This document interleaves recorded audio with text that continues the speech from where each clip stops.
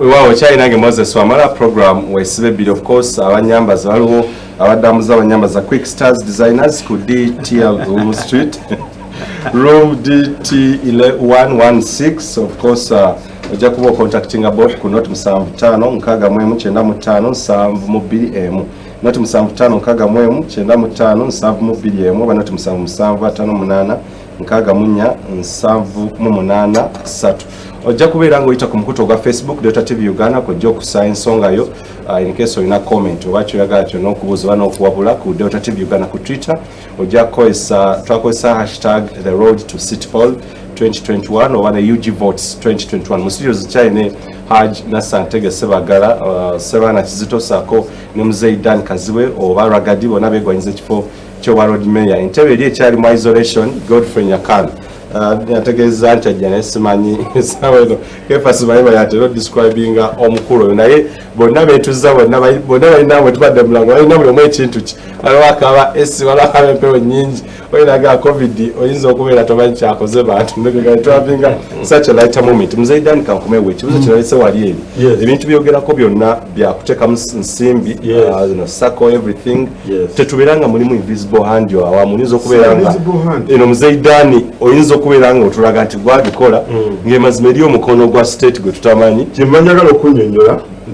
sente y'omusolo ekintu ekisokera ddala okuba important etambula bwetyo mpolampola information bwe nasooka okugenda ku microfinance support center ne mbagamba banne nina group mbadde nsaba kunnyamba ne baŋŋamba mwali mwewozeeko kakati bwe ntandika baggayi bange be nakuŋŋaanya ne baŋŋamba naye omanyi fe abamu nti tuli ba NRM ne mbagamba ebyokukulaakulana zisirowezeza bya bibiina ndowozeza nti bwe tuba tugenda okufuna obukoko tubufune nga bugenda kuyamba bannayuganda bwe tunatandika okukolozera ebibiina tuyinza obutakola ki obutamalaako era mu groups ezisinga waliwo be bayita ba mwoyo gwa ggwanga waliwo be bayita ba kabowa sako mulimu abantu aba people power aba FDC aba DP ne abamadiini bonna naye nga ze kyenjagala singa tugatta ekintu kino tusobola okubeera obulungi nga tuvudde mu kya politics abantu kibeeteekamu nze nga ngenze mu kyabukulembeze si kyabufuzi ne mbagamba nti omanyi saagala ndowooze ku bya langi otandika okugamba yero otandika okugamba regi simanyi lwaki abayimbi mwina mukikozesa Robert Kyagulanyi Ssentamu Brian bwe yavaayo n'agamba nti anze siri munabyabufuzi siri politician waliwo enjawulo eri waggwe era kiki ekikola waliwo okulaba n'okwetegereza omuntu alaba aba alaba kamuze kuba biri ani alaba anti bw'alaba oba olaba naye waliwo yeetegereza okitegedde kyeŋŋamba nti ebyobufuzi n'obukulembeze birina enjawulo omuntu omufuzi yonagamba nti tuula wansi kati yimuka genda kati yogera y'omufuzi omukulembeze yona akubuuza nitukoze tutya nze mbakulembedde mu maaso kyova olaba nti omuntu wabeere mukulembeze oluusi ensi ekulaakulana omuntu wabe munnabyabufuzi kyekirese problem mu Kampala so tetubadde na mukulembeze njagala okwogera amazima nze sivoola sivuma omukulembeze yona agamba nti bannaye abatembeeyi manyi mufunye obuzibu netukoze tutya kubanga tewali afuuka mutembeeyi nga ayagala kuba mutembeeyi teri muntu atayagala kuba na dduuka oba mu mudaala mu katale naye kireeta ekyo mbeera kati embeera nobeera ngaotunulira bali abakusoose mu maaso bakulembeze bo kakati ogenda okulaba nga omukulembeze wo munnabyabufuzi kuba akafaananyi ng'omusajja ali mu katale omudaala bagenda mugoba nga wa NRM ayambadde akakufira ka NRM naye nga tomukulembeze we wa FDC pointi yange gitegedde bulungi nti omuntu oyo bwajja ng'agamba nti amunaye toli wa kibiina kyange nandibadde nkuyamba kyekibonyawonya Kampala kulowooza nti tuyinza bwe tukola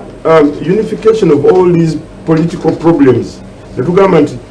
seya akwataganye ne Ragadi akwataganye ne Kizito bavudde ku ndowooza ya politics bwe bukodyo obungi omuntu bwakoze okunatebuga nti gwotogenda kuba mu act ya kese kiri well stated that agenda kubeera political head bw'obeera political head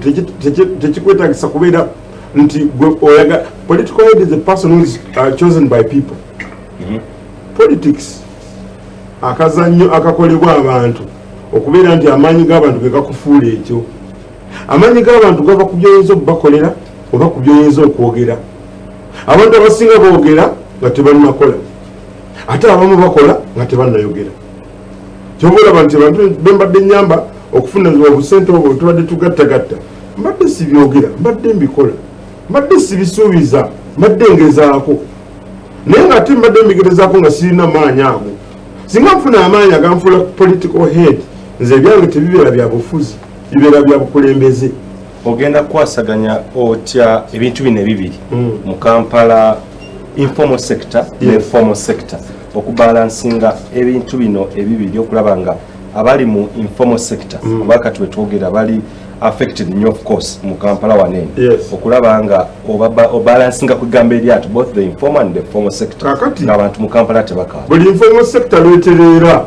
omuntu gwe bayita informal ye muntu yagenda n'atunda akabanja ke n'ajja ku mudaala enakasero mu katale kati wajja enakasero mu katale ayagala nnyo okumuteekateekera. Yagala ku example ya problem ya informal sector yagala okunenyaamu abakulembeze abatusooka omuntu yayiye akatale k'ewandegeya akatale k'ewandegeya nga tuli ku university walingawo Bermuda Triangle tips take away nga akatale ako katunda amanda waliwo abakazi abatunda amanda waliwo abatunda amatooke waliwo abatunda ennyanya zaabwe akatale waliwo ne butcha zaali bbiri akatale ne bagenda bakakola nga kakalina parking yali maaso ne bagijjawo ne bateekawo butcha 30 nozibala nga ziri empty kubanga butcha ezo omuntu yazidesigninga ateekwa kuba yali engineer muzimbi so si engineer w'akatale akali loko oba engineer amanyi ennaku y'omunyama omuntu akola ku butcha omuntu bw'aba atunda ennyama kiro y'ennyama sente zaayo ze zimu bw'okwata n'okola butcha 30 mu kifo kimu oba oleesa obuzibu kakye batunda kye kimu ng'ate kiri wantu wamu ku kyalo gye nkulidde najja nankumbi osanga butcha wano wansi waweta ku kyebusaabala n'osanga butcha ng'otuuse ku ba 7 side n'osanga butcha ng'otuuse ku siteera ekigiteekawo butcha emu ennyama egula sente ze zimu nabwe bw'okwata n'okola zi butcha 30 mu kifo kye kimu nga ennyama egula sente ze zimu oba osse businessman oyo agenda okukola butcha eyo era kyova olaba nti olwaleero bw'ogenda ewandegeya butcha zonna tezijjudde bantu kakati Kampala etaaga omuntu agiteekateekera ng'abaddeko olubizinesi ng'amanyi bwensuubula nfuna ye informal sector. Informal sector etaaga omuntu agikwatirako olwaleero tubadde mu COVID-19 nga tumaze emyezi 4 nga tulya buli capital yadde nga bagamba nti baguddewo akeedi informal sector bagenda okubonabona wawano hama amugambye nti nze kukkiriza yingira mu kizimbe emyezi 2 njijjeeko ne bwe tunaakola tti emyezi 2 kigenda kuggwako ng'abantu abagula tebaliiwo abatunda bajja transport balya lanchi ne baddayoka kakati ebbanja lino libabawadde ne kagapu ke babawadde aka myezi 2 bekanaggwako ebbanja linnyini lijja kujja naye omuntu atera okuba n'edduuka atera okuba n'ennyumba empangisa ye landlord 1 ne landlord 2 twogera ku informal sector wegenda okugwira nti abantu bagenda kulya capital bamala okulya capital nga baba banja rent tebamulina bagenda kuwamba ebintu babiwamba balina kuddaka eka gye bagenda okudda baba banja ati bwe tulina okukozesa tukole bwe tuti tusokere ddala nga tugenda mu koobuntu nga tuvudde ku bya politics akoobuntu kekana akagamba nti nze lwagadi nanyini kizimbe mbadde nsaba gavumenti enyambe etya bagambe commercial bank ekendeze ku interest principal bayinza okuba naye interest gwe banteekako agenda kummaliriza commercial bank ekkiriziganye ne central bank nga gavumenti yegambye banne tuyambe abantu baffe because informal sector ekitundu ekisinza okubeera abantu abeeyiyo obweyiya ne bakola ku lwabwe babayambe interest bazikendeeze bawawe loan restructuring tibanja badde bakubanja buli mwezi za $5,000,000 kati tandika okuzaayo ebbiri ekitundu nga ne bano bwe bawamu kaliwe okweyiya kati abafumo sector ennokana akalwadde kalumba abantu bonna akalwadde kalumba abantu bano abasasulwa abakola mu zi TV ne zi radio wa TV ne radio wano wamala okola bakugamba dde ekitundu bagenda kuwako ekitundu ekitundu kiridda nga biteredde tetumanyi oba covid aliggwawo tetumanyi oba covid alibeera nga siriimu ekitundu ekyo bagenda okuwa ne NSSF kigenda kwetema ne gavumenti egenda kubeera affected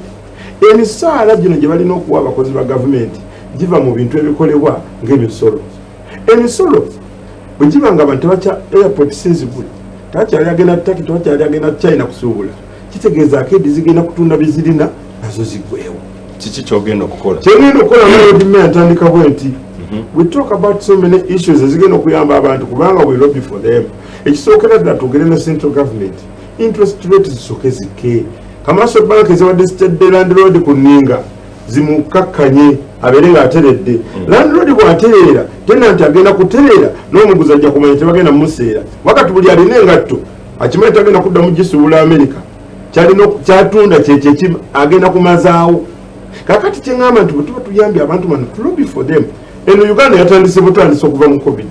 Abantu balidde capital yaweddewo. Abantu betaaga obuyambi nayogedde ku bwegasi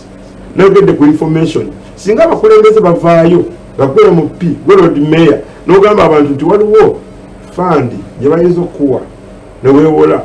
nga mukwataganye wamu nga sako ne mugamba tugenda kukola. Waliwo ssente zituyinza okugamba nti gavumenti efuna ssente nyingi nnyo nga KCCA. KCCA eyinza n'okuyiya kye bayita urban farming. Abantu ennaku zino bali mu kulima butiko ebintu bikula amangu bali mu kulima abamu bali mu njuki. Waliwo abadde basobola nga balina ettaka eddene mu Wakiso n'okweyongerayo abasobola okulima ebiriibwa kubanga ffe tubadde tulya buli nga tetukola. Omuntu obeera Lord Mayor okuteekateekera abantu okukola bye bakulonda olina kubanga oyiiya buyiiya ngeri ki butya bwe tuyinza okuyiiya abantu bano bafune akasente akatono akabazza engulu kubanga baba abantu bannakampala bakozi naye kati capital mye. Kanzija kankomewa Haji mu alipooti ezenjala zezifulumya za Auditor General zize zikakasa nti ekitongole kye mwagala mulina okukulembera Kampala Capital City Authority okuyita mu directorate oba ettabi erya fiscal planning mwe musinga okuba obuli bw'enguzi. Soko mbulire plans kizoolina ku alipoota za Auditor General ezenjala zazaleeta okutereeza department ya fiscal planning mu kulyenguzi. Omanyi toyinza kugenda ku kyopuuzizza nga tumaze kutereeza. Muto wange yageze n'agamba nti abakulembeze abaaliwo batunda buli kimu kyonna nga naawe mwoli nga naffe nange mwendi. Ekyomusu mulungi nti woli oba yeerabira oba tannaba kubimanya. Gavumenti bwe yajja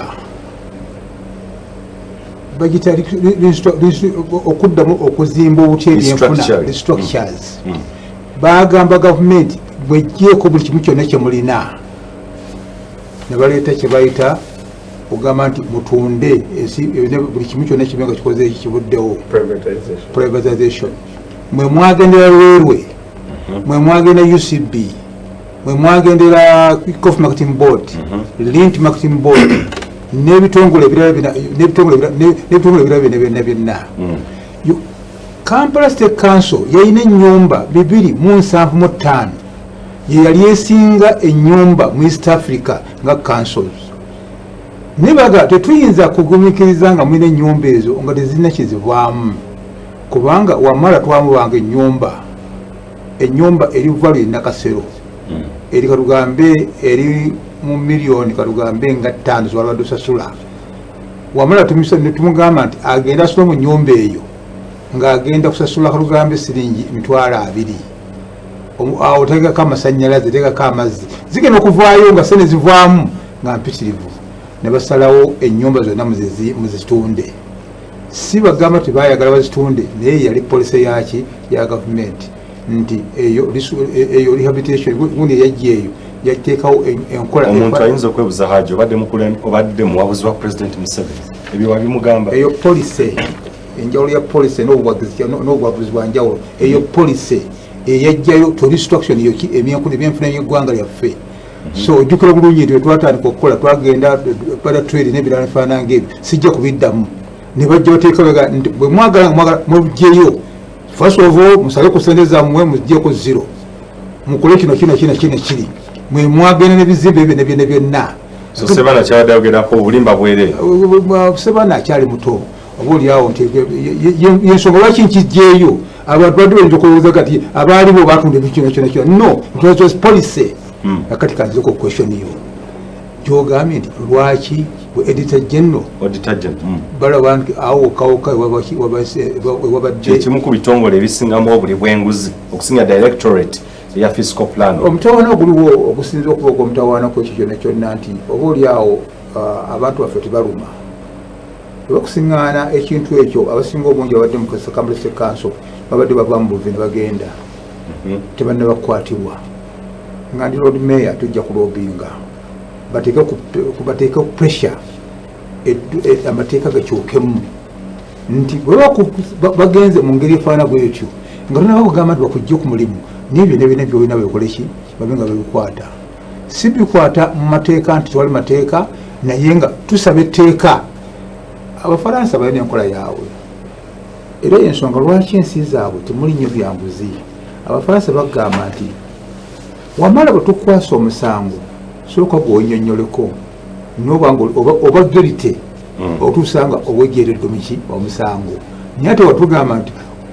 omala kubeera oba mumenyi w'amateeka okutusanga omusango ukoze eki kakati kiyinudde nnyo abantu okulaba nti ebintu bifaana si wokawokawokka n'emitongole ebirala byonna byaki ebya gavumenti bingi bikoze efaana bwe bityo so nze ndowooza nti bwe naba nzize nga mpita ku okulobinga kuba kino sinzagaane nga nti nze nja kyekolera nga nze nzekka naye oteekateeka enteesateesa enteekateeka n'okuteesa noga look wano waliwo lupo lwaki tetukola abcd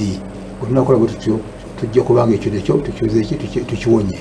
luli eri wagamba abantu bagenda kuddayo n'akaveera buli munnakampala ebyo byali byabufuzi nzikiriza simanyi ku luno oleeta kakati kuba wambuuza ekibuuzo saagala ndi muntu akkiririza kyombuuza kyenkola ki kyenziramu nalibadde nanduka naye kati nga wompadde kyansi eyo nakugambye nakuwadde background yange engeri gye nazaaliwa bwe nali nkola bwameya bw'e Kampala mu 1998 bano be najja nabo mwe mwali abafumbi b'emmere ab'ebigaali ab'obutale ab'obutale abamakanika ababazzi ababodaboda baali 10 kyokka mu kiseera ekyo n'abatembeeyi naye abatembeeyi abo nagambye lwaki naga mebeya kwe kulaba nti abantu bano singa tubateekateeka bagenda okufuuka kyetuyita middle class w'ensi bw'oba oyagala okukulakulanya ensi tojja kugamba nti ba middle class ojja kugenda e China obajjeyo tojja kugamba nti ojja kugenda mu Europe obajjeyo tojja kugamba nti ojja kugenda mu America obajjeyo gwe ocreatinga aba middle class kakukyo kulabirako nagenda mu China emyaka 36 egiyise nasiŋŋaananga abachina nga bambala uniform emu n'osiŋŋaana abachina 20,000 nga bali babulimi naye Mao Zedong yabagamba look wano wembaagala muveewo ne butanatandika bwe tuti tujja kuzimba China eyawamu ejjokulaakulana twakyogeddeko ne mu kitundu ekisooka ogenda creating otya Kampala omujja okufuula abantu bano okubeera mu tugenda kitugenda enkola empya channelizing Kampala Chinaizing Kampala kitegeeza ki Chinaizing Kampala kitegeeza ki omukiso mulungi nti ntambudde ate ndabye njagala wamala situla China omulete Kampala olugamba nti osomye ng'Obungereza kitegeeza nti ojjidde Obungereza okikoze ekyo girese wano n'ebyofunye Obungereza ebyokusomeseza abantu Chinaizing kitegeeza ki wamala olina dining table olwaleero olina ekisenge kimu musula olina one phase njagala ojjawo tebo eno olwali ogijjewo tuteekawo mashini ojja kukola obutambaala ojja kukola eddagala ly'engatto ojja kukola sokisi ojja kukola buli kimu kyonna kyonna ayagala okumanya ekyo genda ku Alibaba ojja kusanga 1,000 of factories kola kizifaana bwe zityo ne muzeeyi nyinza okugamba ekyo si kipya jangu waneekato esi channelizing esi channelizing abaana bali wano mu downtown street bakola ebintu byonna byoyogerako si kipya kiruddawa mbadde manyi byakyekyo tokola kintu ng'okireka wano nina abantu abakyala kati myaka 10 bembadde nabo twabatandika beba slim tubayita bid for life kibayita ki bid for life mbira bwe bulamu bwo abakyala bano twabasingana nga tebalina kibayina netubagamba nti no embira mulimu ssente fe tubakuŋŋaanya tubawe embira tubateekateeka ozitunga otya n'olwoka ofunamu kyofunye olwaleero abakyala bawera 25,000 tusindika containers 8 buli mwezi eza 40 feet. Era abakyala bangi bakyusizza embeera zaabwe, basomesezza abaana baabwe abaali balowooza nti basobola kubanga bakuba balwadde eyo ne bakikoze bakibuddemu. Olwaleero bwe tutunulira ensi yonna yonna kye tuyita cheap labor ezze mu Afirika. Abadde cheap labor ebadde China. Olwokubanga cheap labor ezze mu Afirika, Uganda eri luddawa, tulina okuteekateeka abantu. Kyenava njogera ebbanga myaka 15 nga tuve mu nsomesa eno gye tulina gye tuyita eya white collar job tudde mu blue collar job. Kikitegeeza tuve mu nsomesa eno ey'amataali nga gosibye tudde mu nsomesa eno ey'emikono yejja y'ensi. Toyinza gamba nti ebimu ebiri mu Chinalizing Kampala. Exactly. Toyinza gamba nti ensi emaze emyaka 5 oba 5 tomusobola kukola mpiso. Toyinza gamba nti ensi emaze emyaka 5 nga tomuyinza okukola wadde aspirin. Ekyo toyinza gamba nti ensi nekoze. Ensi yonna enogamba nti eneekulaakulana bannansi be balina okubanga balina enkomyo bagikoze eki. Very good Haj. Ebizibu bye walekanga gwe eyali meeya. Olowooza waliwo enjawulo mu bipya byogenda okusolvinga oba byasigala? Buli lw'oyongera ku bizibu ate oyongera okufuna solution. Buli lw'oba ne buyinza oyongera solution gikola ki ogyongerako ki ogyongera. Kanko ekyokulabirako oba oli awo sikkiriziganya n'abatukulembera. President w'eggwanga ennaku ezo yavaayo n'agamba nti ali happy aguddewo factories 7. Yes, kisanyusa kuggwa akuba engalo. Naye yali ayogera ku factories zakolebwa. Mwalimu egenda okugamba nti egenda kuyunga radio, egenda kuyunga TV, egenda kuyunga fridge. Mwami Sembule myaka 18 giyise ekyo yakikola n'atuuma ne factories ze oba radio ezo makula n'ebifaanana ng'ebyo. Yayagala billions 2 gye tuyita bail out okumuyamba abenga akola kifactory tibazimuwa. Ne bakwata billions 8 ne baziwa roofing eri akola ebintu bye bimu. So nze ndowooza si kyekyabiri. N'odeeta omu China n'omujjaji omujje n'omu tax holiday n'omutaka lya bwereere ng'ono wa bulijjo sobola kukola ki. Nina bannayuganda bemmanyi. So Hajji tewali bizibu bipya byogenda kugonjoola? Byengeza kugonjoola. Bw'otomanya solution lwakumanya bizibu byaki tojja kugonjoola bintu. Nkugambe nti togamba nti bannayuganda balina akusobola okukola ebintu ebyo nga bw'oŋŋambye nti abaana bajjudde naye watya ng'obawaddemu ekyokulabirako nga mwemutwala engoye ezo oba ebintu byemukola nga mubitwala ki mubitwala ebweru. Kyevu ne kugamba nti olwaleero olwa covid enezze tugenda kukyusa ebintu bingi. Kanko ekyokulabirako ewaffe emmende emmende ndozomanyiyo. Tulina basajja baffe bakola enkofiira baguyita mudoome akola enkofiira egi emu okumala emyezi mulamba. Njagala gwojja omusaala gwo ku makya nko mashini ekola enkofiira 200. Singa tufuna abantu 15 nfuna konteina emu buli mwezi nzibe nga nziweereza ebweru. Si byawano tubenga tukoze tudde mu makatale akabaddemu abachina kebadde batwalamu ebintu batwala ebweru. Leka tubenga tukalokola tukatwala naye nga munnayuganda yakoze ekikindi kyekyokulabira bw'omunga baboda mugana gakazubika byabadde ne program nnungi nnyo ne tulaba nteekateeka ebajja mu kya boda kubafuula bamiliyoniya. Kyenaleeta kwe kulaba mbajja ku boda mbujja omutembeeyi ofuuke miliyoniya ofuuke manufacturers obenga ogwe wa bankers nga gwe ayinza okuba nga ogwe omulimu asinga obulungi n'ebifaanana ng'ebyo. So bitwagala okukola kyokuleeta kyetweta Channelizing Kampala. Tujja abantu mu nkola eno gyolowooza tetuyinza kuvaawo tetuyinza okweyongerayo nga bwe nkugambye nava mu katale ninva bwe nnali ninduka we ntuuse yensonga ngenda mpumuleko naye ekibuuzo ngenda kikubuuza nokasoke nve mbulango ebizibu ebirala ekyasebaana kizito Channelizing Kampala muze Hajji Nasser Ntege Sebagala 2021 singa mumuwa oba Lord Mayor agambye ye plan jajjana lyeri yabagamba nti buli munakapa ajja kuddayo n'akaveera kati era njala kunyonyola ku kigambo ekyo onopa chance akaveera lwakinajja n'akaveera ebyali byabufuzi. No. Okujja n'akaveera kwe kuwa omuntu incentive. Wamala singa muvudde abantu babiri mu kyalo n'ekintu ekyali successful very kati olwaliwo obutwenayina kwaba abakola bamanya bagenze waggulu bangi benali mmanyi benyambi abatuuka batuuse twala balamu njala kuleta an example yagenda n'akaveera so plan yali successful very successful katika mu kitundu ekisembayo China nge Moses Wamala katika mu kitundu ekisembayo ddala tova wewe China nge Moses Wamala program esebiri nkyatuuzizaawo ennyo abeegwanyiza ekifo World Mayor. Of course binebuzo bikyali bya kuwayamu of course tetunakakasa nti oba Sabana Kizita nominated oba Zaidan Kazba nominated Godfrey Nyakana n'abalala so bino bikyali bya kuwayamu ku Kampala bo bamusubya then bwe tunakakasa nti ddala kituufu kwate saagala ngende kutandika kukwata ku road map ya electoral commission etannatuuka santi bakube campaign no so twagala bate tutegere endowooza zaabwe ku Kampala tewe tunatandika banatandika okunoonyeza ddala akaluwe tujobera ne tough debate esukuma kwenoza Godfrey Nyakana ekala nawe si yagitidde aliwo ampeza mesindanga nti ayinza okuba yatidde Chinaizing badda Kampala bannange ke mujibu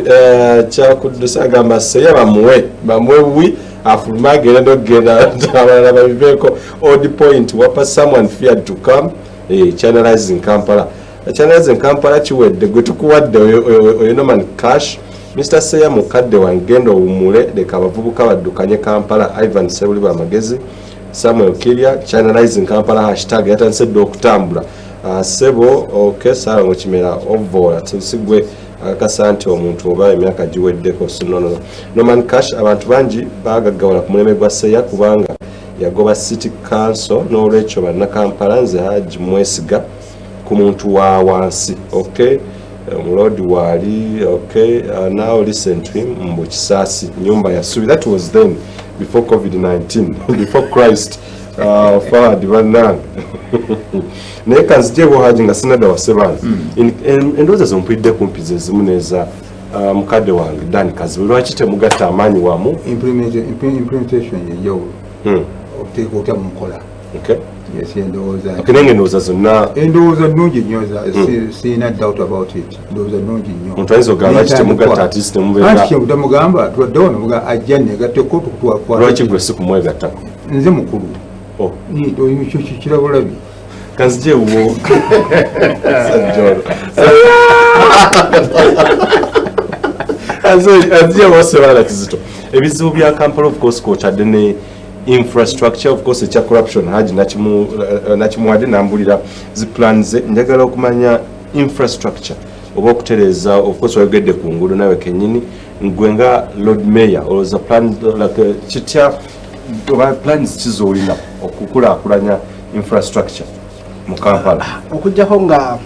point ya corruption wagimazeeyo nti ebimu ku bintu ebyasinga okuleeta authority okubanga ejja taking over administration y'ekibuga Kampala yali nguzi mukyala Jennifer we yali ajja mu kibuga Kampala yasanga accounts bank accounts ana musanvu ku stay hall nasanga accounts 12 ku Central Division era lwakuba nti omukulu tazze naye ngezo zonna accounts zayitanga zali z'abantu naye nga bayisaako sente z'omuwi omusolo era ekyo ye corruption watandika okulaba nga alinyibwa ku nfeete mu kibuga Kampala. Ngenda kujja ku nsonga ya infrastructure ebimu ku bibuga ebikyasinza okubeera n'omukisa mu nsi yonna tulina Kampala. Kampala ina division 2 zirina ennyanja erina Makindye ne Nakawa biri ku nnyanja. Olwaleero twandibadde nga twagala okutereeza ebyentambula mu kibuga Kampala twandibadde tufokasinga ne ku water transport. Gwe weebuuza omuntu asula eggaba kikyasooka nadde e Kampala ng'ate agenda Nakawa Luzira ofuna bulungi ne tutateekawo water transport ng'omuntu aba abeera ggaba oba okutandikira ne Kansanga ng'asookozesa eddakiika 10 okutuuka e Nakawa oba agenda Luzira oba agenda Butabika. Ezo zonna ze zimu ku nteekateeka nga ffe banna Kampala balodi meya abajja bye tunitandika okufokasingako kuba kati mulimu ekintu ekitakyasoboka olw'enzimba yaffe gye bazizimbemu ebizimbe tetukyasobola kuzimba nguudo ziyita mu ttaka. That is impossible. Tetukyasobola kuzimba tunnels enguudo eziyita mu ttaka oba trains eziri mu ttaka okuggyako nga tugenda bikola mu bibuga bipya nga Nakasongola ate etali interest yaffe essaawa zino. Tufokasinge ennyo ku flyover tufokasinge nnyo ne ku water transport bwe tuba nga tuli bakendeeza mugoteko gwa bidduka mu kibuga Kampala. Zijukira mwaka gwali gwa 2018 President Museveni alina address gye yakola of course naga nti mu myezi mitono nnyo Kampala agenda kufuuka a smart city. Smart plan zolina okukulaakulanya endowooza kuba sikiriza oba sisuubira nti okkiriziganya naye nti ddala kituufu bakati wekiri it is a smart city and if not bwe kiba tekinafuuka okukulaakulanya of course olwa national resistance movement national chairman ndowooza gwe nga alubira okufuuka Lord Mayor olowooza osobola otya okufuula Kampala a smart city. Nga onofuula Kampala smart city nkyali ku point yange bannakampala tulina gavumenti erina okuzimbira bannakampala amayumba kubanga wotulina kati Kampala erina geto 63 geto 63 singa otulina ensula gye basulamu geto emu egeza nekwata omuliro tewali mmotoka y'amazzi weyitira kuyingirayo geto tezirina kabuyonjo geto tezirina mazzi mayonjo ofuna bulungi lwaki nti enzimba yaabwe eri disorganized geto tezirina masanyalaze mu Kampala wano mu Kampala mulimu getos ziringa gamusatu ne geto 5 mulimu abantu nga totally tebalina masanyalaze katoyinza kubeera na bintu bifaanana bitu mu kibuga Kampala okujja nga gavumenti olese handi tuli mu nkola ya capitalist economy batusobola ogikendeezaako ne tugirelaxingako kubanga si kyateeka nti gavumenti erina kubeera ng'etambulira ku nkola ya sitakange esobola n'okutambulira ku nkola ya naakalyaakaani weba nga interest zaayo zakulaba nga zikolaki zikyusa obulamu bw'abannansi. Leero singa weetegereza bulungi ekibuga Kampala ngenda kuwa ekyokulabirako njagala ogendeko ebutabika parish waliwo zooni Kirombe A Kirombe B Kirombe C zooni zino zirimu abantu abawera 10,200 naye abantu bano tebalina wadde akasomero ka nasale tebalina wadde essomero lya gavumenti tebalina wadde essomero okudda ku education mu Kampala ddala amasomero infrastructure ojja kwesanga n'ettaka erimu balitunda so ekisookera ddala ekikulu kati otunda ku kyamasomero Kawempe South leero omubaka waayo ow'ekitiibwa Mubarak Munyagwa balina amasomero abiri aga primary eririmu wano eriri ku Makerere yero wano Kavule eddala liri mu Makerere mu Bwaise 3 ate lyagwa amazzi galikolaki galimalawo kitegeeza nti abaana babaneekolera jange bebazaala mu basajja batamanyi bamama bakola mu butale tebakyasobola kuweerera abaana mu masomero kati amasomero ge bandibadde bagendamu gali wala ate gasaanawo era we wano tulina osimba omulaka ennyo nnyo buli mukulembeze yenajje okulaba nga ebyensoma mu kibuga Kampala ekyettaka ogenda kikolako ettaka ery'amasomero ga gavumenti mu Kampala eribiddwa ensonga ekirungi ababbi nabo bali mu kalulu kyekirungi ekirungi kyetulina ku luno nti ababbi ebintu by'e Kampala tuli nabo mu kalulu kyesinga obulungi definitely absolutely ekyo njogera kirumamu so bagenda kubeera accountable uliriza bagenda kubeera accountable kwebyo bye bakola ofuna bulungi tetugenda kuddamu ku entertaining nonsense mu kibuga Kampala ekibuga Kampala ekituufu kyo kivundu naye ng'ate ebyo ebintu biri engineered oba byatandikibwawo abakulembeze kati olwaleero bakomyewo banone ebyasigala nedda tugenda kulwana n'okukuuka ejjembe okulaba nga tutereeza ekibuga Kampala kuba nze golaba wano nkyaliwo emyaka 6 naawe tetugenda kuwoza misango tetugenda kwetika misaalaba egy'abantu betwakola betutakuba abantu olw'ebintu byetutabba ofuna bulungi era tugenda bulungi mu kkooti y'abantu ebimeeza bijja era bwe tusabira ne covid akendeere oba gwewo tuddeyo ku budaala abantu batubuuze ebibuuzo nga tuli face to face kuba katwekwese ma TV ofuna bulungi reka nkumuzemu katono kaziyewo Muzaidan kazi bukyanga technical wing etondebwawo mu mwaka gwa 2011 enkwatagana ne political wing ebadde nzibu nnyo relationship obwenkwatagana gwenga Lord Mayor in case oze mu ntebe ogenda kwatagana otya n'abakulembeze abalala executive director the minister kubeera like Lord Mayor obeera answering the minister nze nno okuntegeera obulungi abantu abasinga bampitanga the simple man with the simple profile ozobiyimba omuntu okuntegeera obulungi siri muyombi siri muvoozi ndi musajja awa abantu ekitiibwa ndi musajja akolagana n'abantu mu ngeri zonna oba oli wa ddiini ki oba oli wa kikula ki oba oli wa tribe ki nze siriiko nti ate ono weegunde ono weegindi. Ekintu ekisinza okutta Kampala ye diversion nga bagatta politics n'aba technocrats. Problem weeri nti omuntu technocrat abasinga bavudde mu university bagenze bakola physical planning, otuula n'omuntu nga idea gyogamba njagala kwa example esinga okunnuma. Nze ndi musajja akulidde ku Lumu Street. Nyomba ne sekuyomba yenna abantu abaplaninga okukola walkway eva ku Namirembe Road neyitawo ng'egenda ku luguudo olwo. Ekyo kye bakola be bantu abatakulidde mu street ezo. Fe tukulidde ku street ku Lumu Street nga omuntu bwagula ebintu ku Lumu Street n'agenda mu Old Taxi Park n'atikka ebintu bye yenkulakulana ya Kampala. Njagala kugambye muganda wange buli wosanga nga waliwo lodge wateekwa okuba nga waliwo baasi. Bus park ezibadde waggulu olaba Jagwa, bus park ezibadde zigenda e Kabale, ezibadde zigenda e Rwanda, bus loole ezibadde zitikulira mu Kikuubo. Njagala kugambye mu Kikuubo abasuubuzi bonna gye baleeta omuntu n'atoolayo olusero abalitera okutwala empolempola. Bw'oŋŋamba nti ogaddewo oluguudo olugenda ku mini price omuntu asalemu busaza ati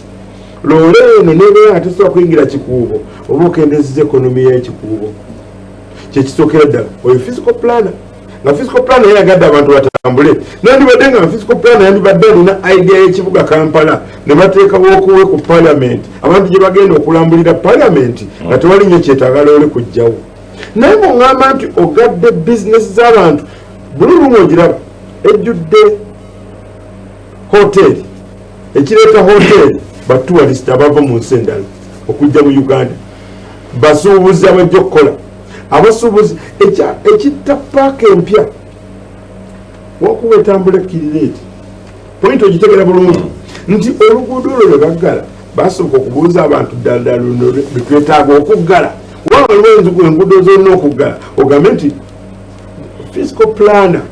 ne ba political heads ab'ekibuga babiri n'obwongo bwa business obugamba nti waliwo business z'abantu. Imagine ebizimbe bimeka paka viweri notambula n'ogenda paka waggulu bizimbe bimeka ebiruzinza abantu kubanga wokweweri ne boda teyitawo ne taxi teyitawo emmotoka teyitawo. Kitegeeza nti abantu abalina amaduuka abeewola ssente banka zaatwala dde ebyabwe. Kakati physical plan ono bwenayogeddeko ku katale akatale otula akatale k'ekibuye kebali kazimba kalina twabagula emmere tujja kudduka ninzeeko Katonda atuyambe tulabe kigenda okubeera katale k'Ebusega. Kyenjagala okugamba nti entunda y'abantu gye batundamu ebintu waliwo entunda eri traditional but made very well. Nti obutale bwonna nakugambye bw'okola akatale n'okola levels 5 manya nti business ogisi. Teri muntu agenda kwetikka tooke kuva waggulu alireete wansi bakujjako 15 ebitoko liguze 15. Ekibuzo kino mwena ngenda kibabuuza nti nga tuli mu new normal nti COVID-19 abadde era kankitandike naawe nti bipya ki byolaba mu Kampala ono yeetagisa okuteeka wa midst post COVID-19 mu maaso gye tulaga oba kuba COVID akyalo tetumanyi bagenda kuggwerawo bipya ki Muzeydan Kazibe byaleeta bye neetaaga okukola Katonda nga mpadde obulamu bannakampala ne munfuula Lodimero wa Kampala ngenda kukola kye bayita workspace. Nesijja ku chinalizinga workspace kwe kugamba abantu tugende abantu abadde bakola ekatwe gye babakyajinga ssente nnyingi tufuneyo tubateeke masajja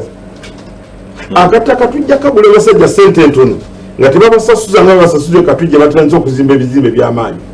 Tufune amasannyalaze ge bayita industrial power for Kampala people. Omuntu ayaki ebyuma ekimuwavuwaza ekifo wakolera n'amasannyalaze n'ebyuma byakozesa. Bwe tugamba nti abantu omuntu akola gate teyeetaaga kubanga ogirabako gate osobola ogiteeka ku internet gate osobola ogitwala n'ogikolera obusaabala ne bagireeta emuyenga teweetaaga kuba nayo Kampala wano. Kakati ne tugamba nti twagala tuyiize abantu abakola mu butale. Abantu abakola mu butale njagala kugamba buzibu bwe balina olwaleero bw'ojja ku ssaawa 8 ogw'ekiro awo ekibuye oba tonawo osobola kuyita olw'ensonga akatale tekalina storage omuntu ayagala amatooka agaleeta naye agamba loleke galeete bagatikkuleko bagagulirewo. Akati akatale bwogamba nti okatitenkanyiza nti storage talina buzibu bakasitoma bajja kuba bajja. Akatale kalina parking y'emmotoka weegenda kubanga akatale bwe tokakolako parking omuntu ate okukola buli mmotoka ye omuntu ate wagenda parking abamukubeko ekyuma. After covid kyenjogerako waliwo kye bayita retooling and skilling. Retooling abantu abasinga ku byenkozeeko ebyeraga byenkozeeko mbadde nnoonyeza ku byalaani ebikola engatto abaana bakola engatto kusala maliba output nebeera nga kiri value added bulungi ng'omuntu batunula engatto tagamba oba eno yekatwe oba ye China njagala nga ekyuma kikola obulungi. Abantu abasinga engeri gye balidde capital balina amagezi capital w'omutwe ne nga capital wa fulus ono capital aseerera takola ki taliiwo. Bwebanga babawadde obuuma buno bukola ebintu ebyo obulungi nebayambako nti bwe mutandika okukola mutandika okusasula akuuma kano paka tunaleeta akalala. After covid tujja kuba tumaze kubanga abantu ebintu ebikolokola value addition oba tugambe bano abakola obwokunywa n'abeera nga akasibye kuba ennaku zino kyola kyebalanga ku tv byakunywa byo. Nja kujja nawe ekibuuzo ekisamba nja kibabuza mwena lumu Haji ensonga ya covid-19 plans kyempya kuba ebintu bikyuse ensi yonna ekyuse ebintu biwamanya mu 1998 ng'oli meya si bye ebiriwo kaakati plans kizoolina ebintu ebyenjawulo byogenda okutondawo eri bannakampala okubeeyagaza. Olwaleero toyinza kwawula Kampala n'ensi endala, toyinza kwawula Kampala n'akulaakulana za nsi endala. Ebizibu bye tuli ebimu ebiri mu Kampala n'ensi endala ze biyiseemu naye babisolovinga batya. Njewe ekyokulabirako olwaleero andaba olwaleero omala essaawa 3 okuva ku ssaawa omala essaawa 3 ng'oli mu jjaamu ova ku makya ogenda kukola n'omala essaawa 3 ng'oddayo eka n'omala essaawa 6 mu jjaamu. Kitegeeza Uganda bwebanga yasalawo nti okukola kwayo okutwala essaawa 8 kumpi ssaawa 6 mulamba tuzimala mu jjaamu ensi teyinza kukulaakulana. Nitwagamba tugamba tutya tugamba bwe nali ndi meeya w'e Kampala bino bye nakola naleeta million 135 kuva mu World Bank kukola nguudo infrastructures nindeeta million 14 okuva mu African Development Bank za kuleeta butale 6 obutale 6 navuyirawo nga kwewanira bakoze ekibamaze okukola nindeeta million 12 okuva mu Exim Bank ezo za kukola kulabanga tuwewula ku mulago netukola eddwaliro ly'enaggulu netukola Kiruddu netukola Kawempe wasigadde eddwaliro limu ery'Ekawaala lwasiba nakulikola wadde olwango yaki yettaka. Kanzire ne ku kino ekya Muganda Nkazibwe ng'ageraganya akatale kewandegeya twakola ku butale obwo. Akatale akali kasinga obunene kali Nakasero bakazimba mu 1927 bakazimba Kampala emu abantu 4 gyokka. Wano twalondeebwa Kampala nga tuli million 3.5 mu Kampala ng'abantu abava mu byalo betuyita abava mu byalo nga bajja mu bibuga nga bajjira ku 85% naye nga resources ezisobola bayimiriza tetuzirina. Netugamba katuzimbe obutale buno. Lwaki twazimba obutale obwo twabuzimba nga tumanyi bulungi nti ow'ennyaanya tajja kudda mu katale ako, ow'embogo tajja kudda mu katale ako, abadde atunda endege tajja kudda mu katale ako, abadde atunda ebyangu tajja kudda mu katale ako. Naye katuzimbe ebizimbe kuba tufunye ssente okuva mu World Bank mu African Development Bank. Omusajja wammala gwe badde baseera edduuka owa Sudiri leka tutandika okuzimba amaduuka ago nga tujja musasula singi mitwalo meka 50. Kitegeeza wabeewo kye bayita demand and supply. Kakati question eriwo bano bogobyo bagenda luddawa. Agnes nawulira plan zo eza new normal ensi ekyuse. Nkubulira new normal agenda ku new normal nga tonnewa kumanya ebintu ebyasooka lwaki twakireeta advantage gyenera nabado nze nyongereza ku ebyo ebyo natandikawo nkoze new normal nkuwa new normal sinza kuwa new normal nga sokuwadde normal olebe netugamba nti nedda bano abasajja butasobodde kubanga basobola okubanga tubajje mu butale obwo. Leka tulina divisions 5 tulina constituencies 2 leka tuzigule ebibanda yika 5 tukole ebibanda buli division. Abantu bano tugoba ku nguudo bonna bagende nga tukoze eki ekyo ngenda okutookerako bwenakoma kubanga kikoze eze new normal kyobadde okola ki ekya covid olegedde kakati kiki kyolina okukola ku new normal tulina okuzimba ebibuga ebirala byetuyita certain cities byogamba leka bitawuluze Kampala olwaleero muganda nga yakyogedde which is true tulina kilometers 2,110 kilometers 605 zezirina chorus kilometers 605 60% za expand yazo zakolekiza gwako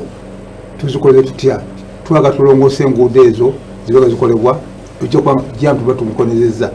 lwaki twalaga ebibuga ebipya bino boleta ebibuga ebipya nali ngambye nti kabeere mu kilometers 15 naye kati kyakola tulina okugenda Kawolo tugifuula ekibuga tulina okugenda Ebombo tugifuula ekibuga tulina okugenda Empigi tugifuula ekibuga tulina ne kilometers 25 ku bitundu bino ng'agenda Ajju mutanze kugamba Kampala akyaganye okubeera CBD okubeera ekibuga ekyegombesa ate okuliyetinga biraga lwaki eganye olwaliro toyinza kugamba nti onookulaakulanya Kampala nga tutaddeko Mukono totaddeko Mpigi totaddeko Wakiso ekyoyinza kikola kubanga Kampala nga Kampala toyinza kukola ki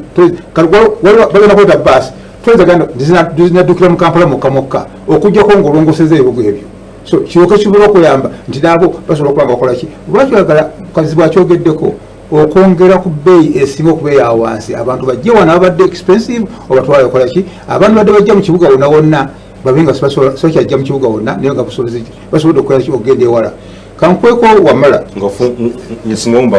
mpumbawumba singa obadde semaka ng'obadde fulina maka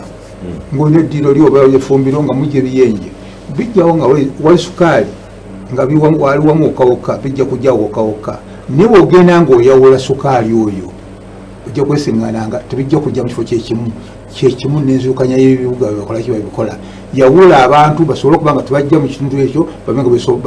beeyongerayo ojja kubasobola okukola ki tulina ekirala obadde owulira kyebagamba congestion fees yes weekiri kirina okuba nga kikolebwa lwa nsonga eri emu nti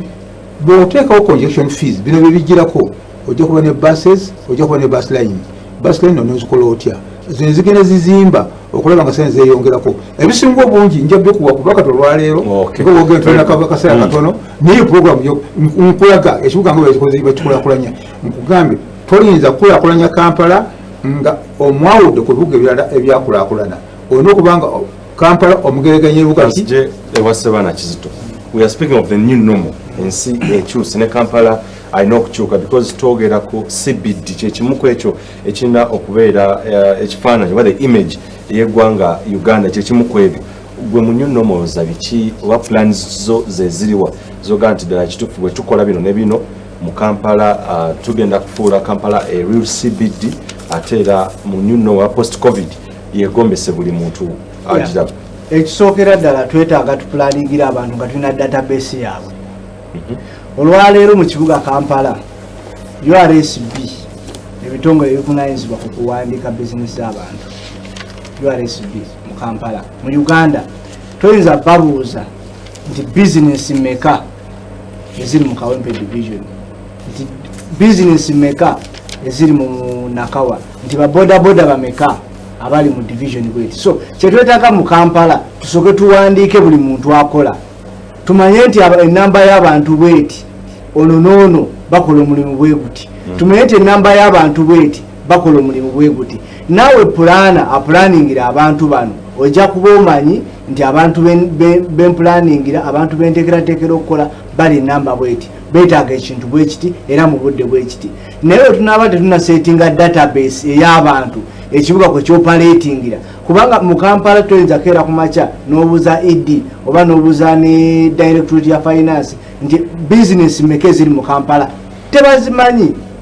era musuubira sente meka mu financial yeddako ku misolo gye tujja mu local government tebayinza projectinga kituufu kubanga tebalina actual figures tebalina database y'abantu bakolera muki mu Kampala so twetaaga tuba ne database abantu babeera registered ate nga tuba registeringa not because tubagala mu misolo ne tuba registeringa kubanga twagala bapulaningira kiki ekyakyama beetagisa ki kuba ffenna kati wano wetugenda economy yagudde abasuubuzi bagudde ate okudde engulu beetaaga omukono nga ddala gwa gavumenti kisemberayo ddala kuba kisemberayo ddala ku kya public image omuntu bw'aba ayogera ku Kampala boogera ku myalo egibooga enguudo ezisalako amazzi mu Kampala wetwogera nti ekifaananyi kigenze kitatana nti bwewetololwa olubiri oba n'enguudo ez'enjawulo binnya byerere bikuwekaminga kiki ekyenjawulo kyogenda okukola that exception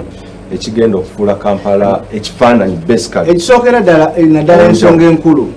kwe kulaba nga tukwatagana ne institutions ez'enjawulo gamba nga NEMA emu ku bizibu ebisinza oleeta amataba mu Kampala be bakulembeza okuzimba mu ntobazi gendanga ku Centenary Park wayita